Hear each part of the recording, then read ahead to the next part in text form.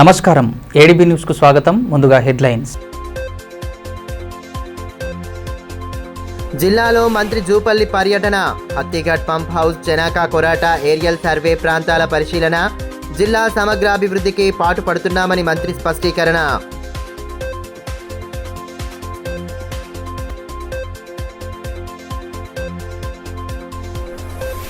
మార్చి 28న జిల్లా వ్యాప్తంగా లోక్ అదాలత్ కార్యక్రమాలు, కక్షిదారులు సద్వినియోగం చేసుకోవాలని జిల్లా ప్రధాన న్యాయమూర్తి సూచన.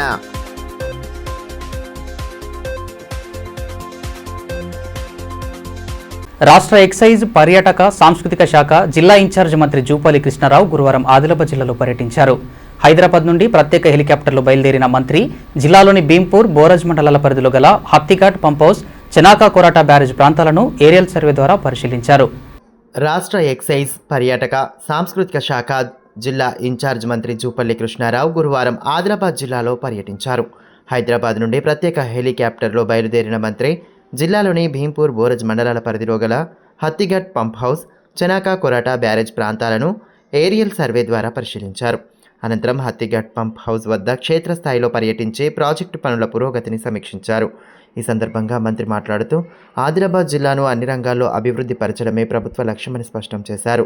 పెండింగ్లో ఉన్న సాగునీటి ప్రాజెక్టులను త్వరితగతిన పూర్తి చేసి రైతులకు సమృద్ధిగా సాగునీరు అందించేందుకు ప్రభుత్వం కట్టుబడి ఉందన్నారు. చెనాకా కొరాట బ్యారేజ్ ద్వారా చేకూరే సాగునీటి ప్రయోజనాలపై ఇంజనీరింగ్ అధికారులతో సమగ్రంగా చర్చించి పలు సూచనలు చేశారు.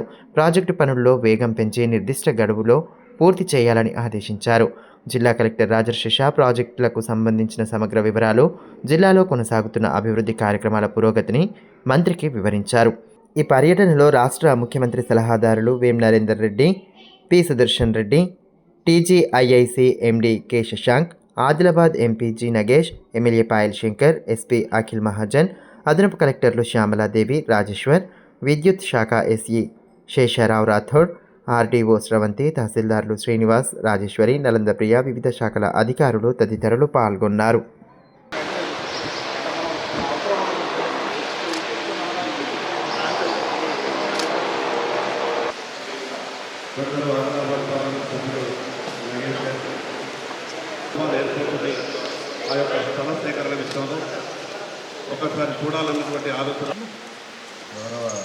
మార్చి 28న జిల్లా వ్యాప్తంగా కోర్టులో జాతీయ లోక్ అదాలత్లను నిర్వహించబడుతుందని జిల్లా ప్రధాన న్యాయమూర్తి కె ప్రభాకర్ రావు తెలిపారు.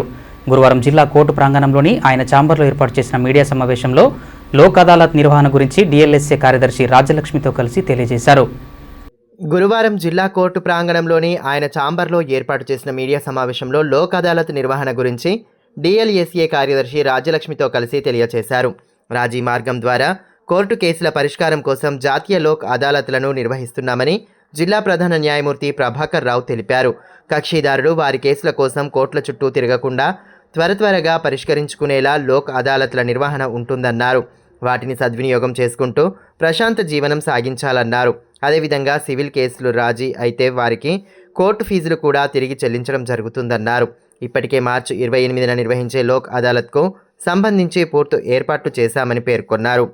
మార్చి నెల 28వ తేదీన జాతీయ లోక్ అదాలత్ అనేది నిర్వహించబడుతుంది. ఈ లోక్ అదాలత్ మన ఆదిలాబాద్ జిల్లాలో ఉన్నటువంటి అన్ని కోర్టు ప్రాంగణాల్లో నిర్వహించబడుతుంది.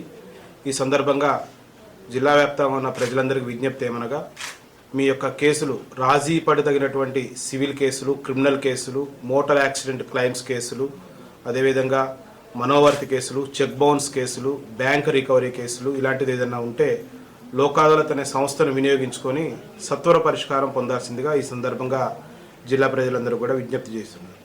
తర్వాత సివిల్ కేసు ఏదైనా లోక్ అదాలత్లో రాజీ చేసుకుంటే వాటికి కోర్టు ఫీజు తిరిగి ఇవ్వడం జరుగుతుంది. తర్వాత లోక్ అదాలత్లో రాజీ చేసుకుంటే ఆ యొక్క తీర్పు అంతిమ తీర్పు అవుతుంది.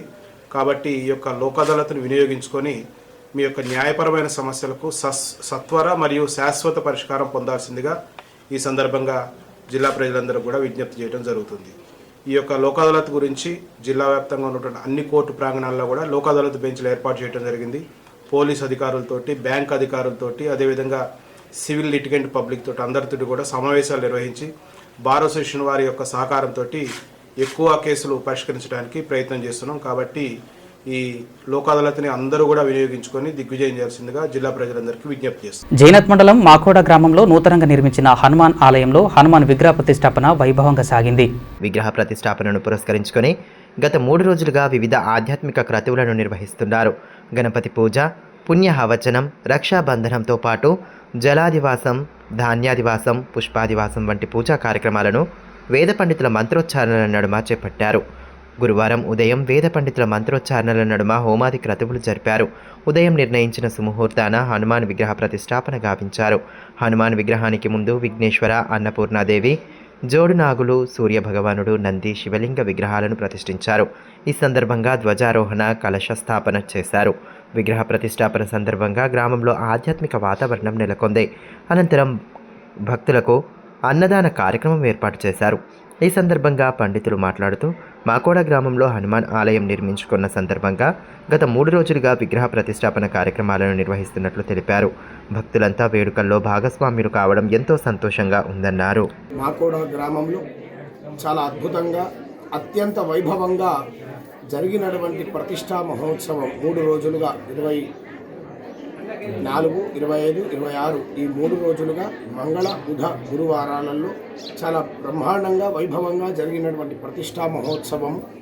మొదటి రోజు గణపతి పూజ, పుణ్యాహవాచనము, రక్షాబంధనంతో ప్రారంభం చేసుకొని మొదటి రోజు జలాధివాసంతో కార్యక్రమం సమాప్తి చేసుకున్నాం. రెండవ రోజు మహాస్నపనం, విశేషమైనటువంటి ద్రవ్యాలతోటి స్వామివారికి అభిషేకం చేసి అదే రోజు సాయంత్రము ధాన్యాదివాస, ఫలాదివాస, పుష్పాదివాస కార్యక్రమాలన్నీ కూడా చేసుకొని గురువారం రోజు అంటే ఈ రోజున చక్కగా సుముహూర్తమైనటువంటి సమయంలో 9:14 సుముహూర్తమైనటువంటి సమయంలో యంత్ర స్థాపన, ఆంజనేయ స్వామి అట్లాగే శివ పంచాయతనం ఈ రెండూ కలిసి చాలా ఎంతో వైభవంగా గ్రామస్తుల యొక్క పూర్తి సహాయ సహకారాలతోటి చాలా అద్భుతంగా, చూడ్డానికి చిన్న గ్రామం అయినా కానీ భక్తిలో ప్రప్రథమంగా ఉన్నటువంటి గ్రామం ఇది.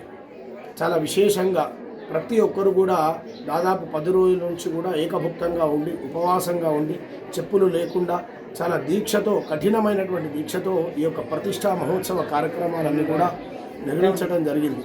అట్లాగే ప్రతిరోజు 3 రోజులు కూడా చక్కగా అన్నదాన కార్యక్రమం అంతా కూడా నిర్వహించుకోవడం జరిగింది.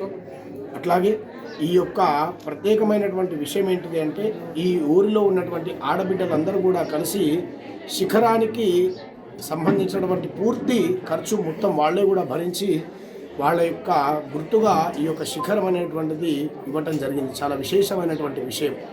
అట్లా ఈ యొక్క భక్తి ప్రపత్తులతో జరిగినటువంటి ప్రతిష్టా మహోత్సవ కార్యక్రమాన్ని, విగ్రహాలన్నింటినీ కూడా అందరూ కూడా చక్కగా దర్శించుకొని ఆంజనేయ స్వామి సహిత శివ పంచాయతన స్వామి అనుగ్రహానికి, కృపకు పాత్రులు కావాల్సిందిగా ప్రార్థన చేస్తూ శుభం భవతు. లోకా సమస్త సుఖినో భవంతు, సర్వే జనాః సుఖినో భవంతు.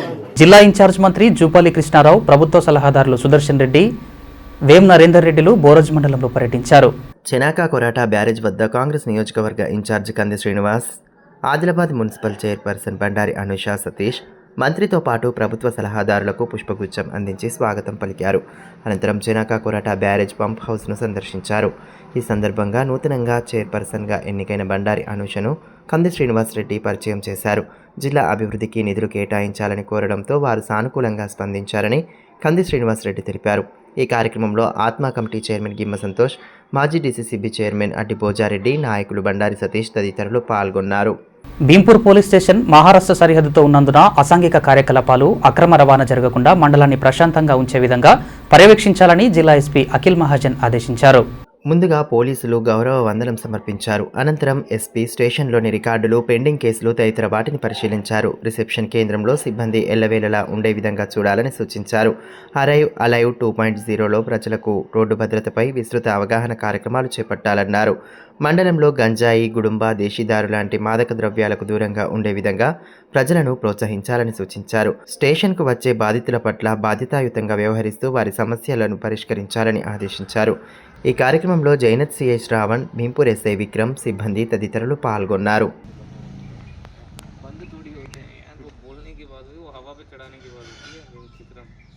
నాగర్ కర్నూల్ రజక కుటుంబంపై దాడి చేసి 2 నెలల పసికందు మరణానికి కారకులైన వారిపై కఠిన చర్యలు తీసుకోవాలని సిపిఎం జిల్లా కార్యదర్శి దర్శనల మల్లేష్ డిమాండ్ చేశారు. గురువారం బస్టాండ్ ఎదుట ఘటనను నిరసిస్తూ ఆందోళన చేపట్టారు. బాధిత కుటుంబాన్ని ఆదుకోవడంతో పాటు దాడికి పాల్పడిన వారిని అరెస్టు చేసి శిక్షించాలని డిమాండ్ చేశారు. బాధిత కుటుంబాన్ని ఆదుకోవడంతో పాటు దాడికి పాల్పడిన వారిని అరెస్టు చేసి శిక్షించాలని నినాదాలు చేశారు. ఈ కార్యక్రమంలో పార్టీ నాయకులు బండి దత్తాత్రేయ, ఆర్ సురేందర్, మంజులా, స్వామి, పొచ్చన్న, ఆషన్న, ఆరిఫా, రాధా, రాములు, గంగారాం తదితరులు పాల్గొన్నారు.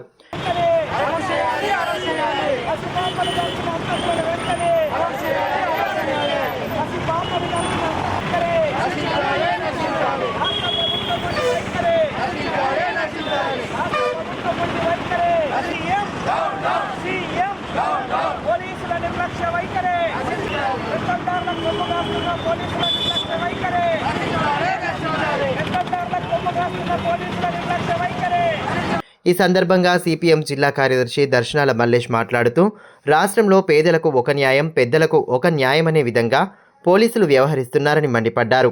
గుడికి వచ్చిన రజక కుటుంబంపై అగ్రకులాల అహంకారంతో నాగర్ కర్నూల్లో దాడి చేశారన్నారు. ఆ కుటుంబం యజమానిని దాడి చేయడంతో మధ్యలో వచ్చే పసికందు ఉందని వదిలేయాలని చెప్పినా కనికరం చూపలేదన్నారు. పసికందును కాలితో తన్నడంతో 2 రోజుల తర్వాత మరణించిందన్నారు. ఈ విషయంలో పోలీసులకు ఫిర్యాదు చేస్తే హత్యాయత్నం కేసు నమోదు చేశారన్నారు.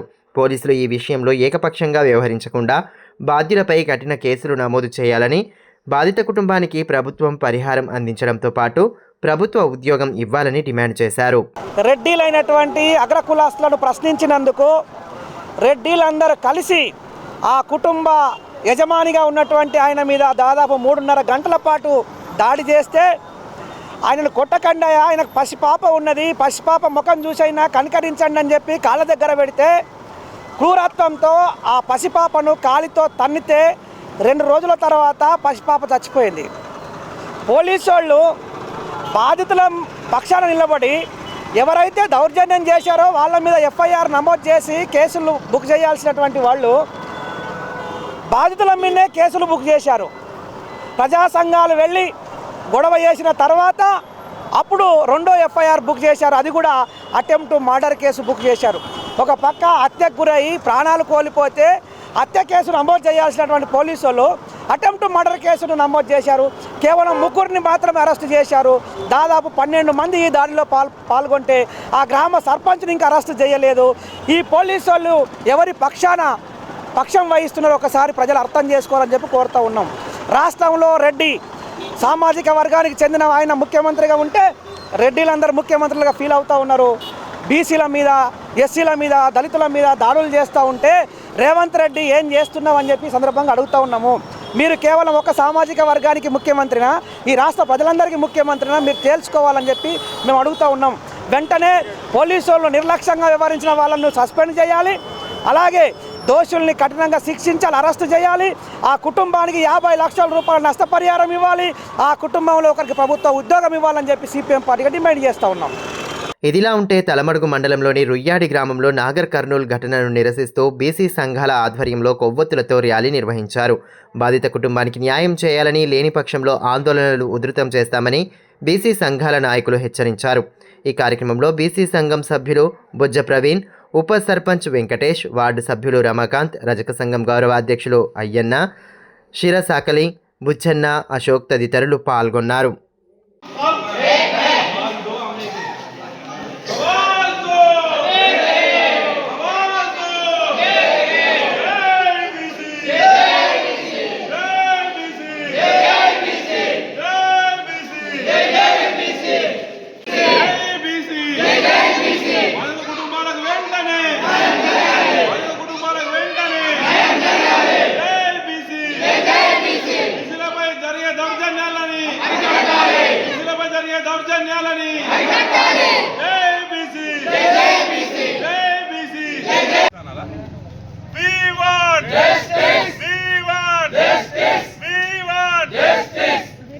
బాధిత కుటుంబానికి వెంటనే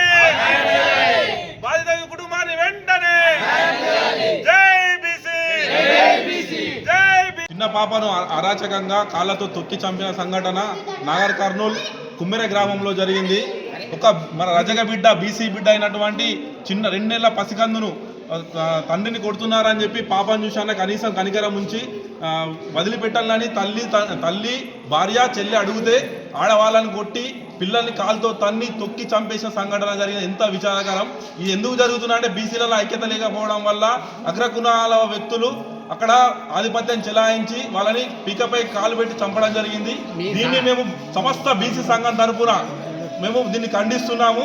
ఇలాంటి సంఘటన ఎక్కడ జరిగినా తక్షణమే చర్యలు తీసుకోవాలని సీఎం గారిని కోరుకుంటున్నాము. ఎందుకంటే ఇవి కొత్తగా కాదు. ఎందుకంటే ఇంత రెవల్యూషన్ వచ్చినాక కూడా బీసీలపై ఇంత జరుగుతున్నా అనేది మన తేటతెల్లమైంది. ఎందుకంటే మా బీసీలలో అనేక కులాలు ఉండడం వల్ల యూనిటీ ఉంటలేరని చెప్పేసి అలా అనుకుంటున్నారు. కానీ ఇది ఆరంభం మాత్రమే. ఇకపై ఇక్కడ ఇట్లాంటి సంఘటనలు జరిగినా కానీ వెంటనే తక్షణమే మేము చర్యలు తీసుకుంటాం. అటు నాగర్ కర్నూలు జిల్లా కుమ్మెర మల్లన్న జాతరలో అగ్రకులస్తుల దాడిలో మృతి చెందిన చిన్నారి ఆత్మకు శాంతి కలగాలని ఆదిలాబాద్ పట్టణ రజక సంఘం ఆధ్వర్యంలో కొవ్వొత్తుల ర్యాలీ నిర్వహించారు. స్థానిక రజక సంఘ భవనం నుంచి ప్రారంభమైన ర్యాలీ చాకలి ఐలమ్మ విగ్రహం వరకు సాగింది. మల్లన్న జాతరలో రజక కులస్తులపై దాడి చేసిన వారిపై కఠిన చర్యలు తీసుకోవాలని అధ్యక్ష ప్రధాన కార్యదర్శులు కార్తిక్, అఖిల్, నాయకులు చిక్కాల దత్తు డిమాండ్ చేశారు.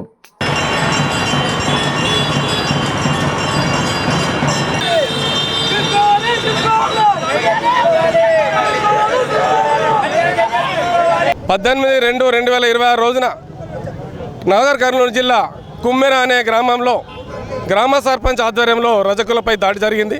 ఆ దాడిలో 3 మహిళలు తీవ్రంగా గాయపడ్డారు. అలాగే ఆ గణేష్ అనే రజకుడు మూతి మీద ముగ్గుతే పనులన్నీ రాలిపోయాయి. అక్కడ జరిగిన దాడిని ఎదుర్కోవడానికి ఆ 3 సరిపోక కాళ్ళపై పడితే కనికరించకుండా 5 రెడ్డిలు శ్రీకాంత్ రెడ్డి, మధురెడ్డి, ఉపేందర్ రెడ్డి, అతని అనుచరులు తుకారం రెడ్డి సర్పంచ్ ఆధ్వర్యంలో విపరీతమైన పాశవిక దాడి రజకులపై చేయడం జరిగింది. కాళ్ళపై ప్రాధేయపడ్డా కూడా అక్కడున్న చిన్న పాపను కాళ్ళపై పెట్టి నాయన కొట్టడం ఆపండి, మేము ఎటు పారిపోము, ఏదన్నా ఉంటే తేల్చుకుందామని పాపను కాళ్ళ దగ్గర పెడితే తుకారం రెడ్డి అనే గ్రామ సర్పంచ్ పాపను కాళ్ళతో తనడం వల్ల ఆమెకు తీవ్రంగా గాయాలైనాయి. 19వ తారీఖు నాడు అమ్మాయి చనిపోయింది. 20వ తారీఖు నాడు ఈ విషయం లోకంకి తెలిసింది. అంటే రజకులు ఏ స్థితిలో ఉన్నారు? ఇప్పటికీ తెలంగాణలో రజాకర్ల జమాన్లో రెడ్ల దాడి లాగానే ఉంది. ఇంకా 20-30 సంవత్సరాలు ఎన్నిసార్లు ఎంతవరకు మనం పోరాడినా రజకుల పరిస్థితి ఎక్కడుందో అక్కడే ఉంది. జిల్లాలో ఇంటర్ 2వ సంవత్సరం పరీక్షలు గురువారం ప్రశాంతంగా ప్రారంభమయ్యాయి. ఉదయం 9 గంటల నుంచి మధ్యాహ్నం 12 గంటల వరకు పరీక్ష కొనసాగింది. పరీక్ష సమయం కంటే విద్యార్థులు గంట ముందే కేంద్రాలకు చేరుకున్నారు. సిబ్బంది బాలబాలికలను వేరువేరుగా క్షుణ్ణంగా తనిఖీ చేసిన అనంతరం పరీక్షా కేంద్రంలోకి అనుమతించారు. తొలి పరీక్షకు 8,549 మంది విద్యార్థులకు గాను 8,180 మంది హాజరు కాగా 369 మంది గైర్హాజరైనట్టు డిఐఈఓ జాదవ్ గణేష్ తెలిపారు. ఆయా పరీక్షా కేంద్రాలను ఆయన తనిఖీ చేసి ఏర్పాట్లను పరిశీలించి పలు సూచనలు చేశారు. విద్యార్థులకు ఇబ్బందులు కలగకుండా పూర్తి ఏర్పాట్లు చేశారు.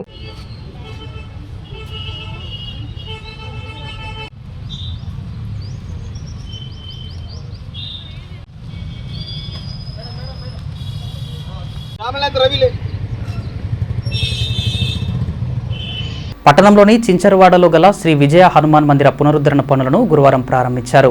వేద పండితుల మంత్రోచ్చారణ నడుమ ఉదయం నుండే ప్రత్యేక హోమాది క్రతువులు చేపట్టారు. సత్యోజాతం ప్రపత్యామి సత్యోజాతాయ వై నమో నమః పంచామృతేన శోధనం కరిష్యే జల్కి సాత్ అక్షతా చూడు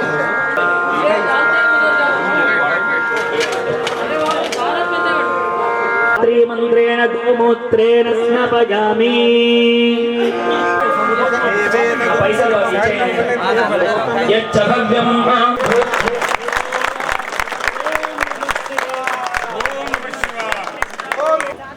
ధ్రువం ధ్రువేణ హవిషారా తస్మై దేవాయ ప్రతిప్రస్తు పసుపు కుంకుమలు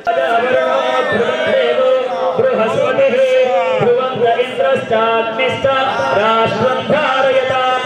ఊరు వెలిసినటువంటి సమయంలో వెలిసిన ఆంజనేయుడు శ్రీ విజయ హనుమాన్ ఆలయం. ఈ ప్రాంతాన్ని చిన్న చెరువు ప్రాంతంగా పిలిచేవారు. కాలక్రమంలో చించెరువు చించెరువు చించెరువుగా మారి ఇదంతా చించెరువాడ అన్న పేరుతో ప్రసిద్ధిగాంచి ఇక్కడ హనుమంతుడు దాదాపు ఆదిలాబాద్ పట్టణ నిర్మాణం ఎప్పుడైతే జరిగిందో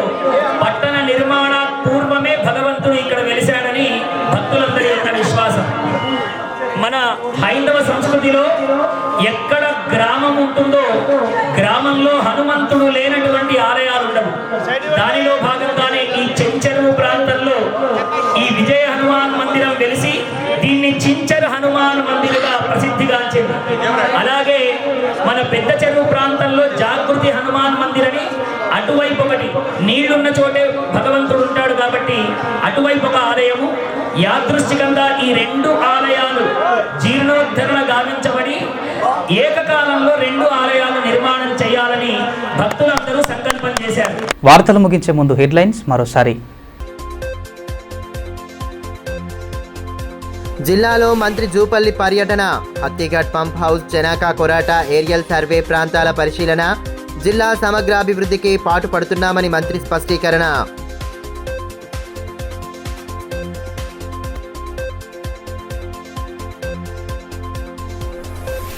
మార్చి 28న జిల్లా వ్యాప్తంగా లోక్ అదాలత్ కార్యక్రమాలు, కక్షిదారులు సద్వినియోగం చేసుకోవాలని జిల్లా ప్రధాన న్యాయమూర్తి సూచన.